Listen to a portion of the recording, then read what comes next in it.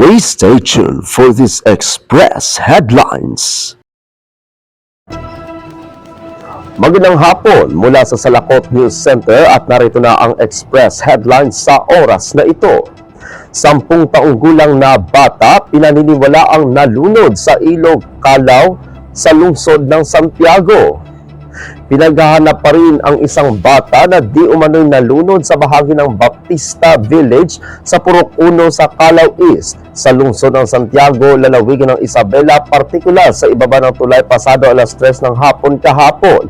Ayon sa mga taong direktang may nalalaman sa pangyayari, nalaman na isang 10 taong gulang na bata ang nawawala at pinaniniwala ang nalunod na naninirahan sa Plaridel sa lungsod ng Santiago na kabilang sa 6 na batang naligo sa ilog na kinabibilangan ng 16 na taong gulang na taga Calao East, 11 taong gulang na nakatira sa Malvar, kabilang ang 12 taong gulang na naninirahan naman sa Rosario.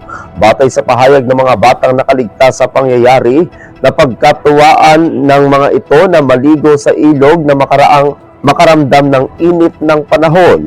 Habang kasalukuyang lumalangoy, unang umahon umano ang 4 na naiwan ang 2 bata, kabilang ang biktima.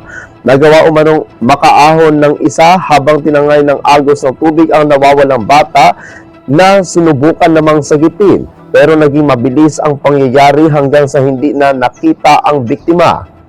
Ngayon ay kasalukuyan pa rin ang paghahanap ng mga otoridad sa lugar, kabilang ang Rescue 1021 ng lungsod, Bureau of Fire Protection Santiago at mga opisyal ng Barangay Calao Street upang mahanap ang bata.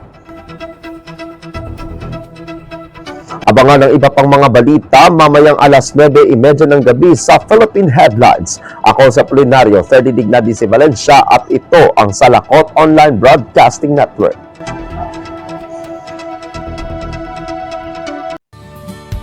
Hello kasadya! Welcome to Salakot Online Broadcasting Network, where every story matters, every voice is heard, every update counts. From the news and community stories and inspire features, we bring to accurate, timely, and engaging content that keeps you connected to what matters most. Stay informed, stay connected, and stay ahead.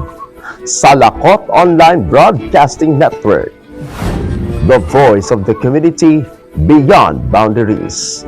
Like, comment, share, follow us today, and never miss an important update.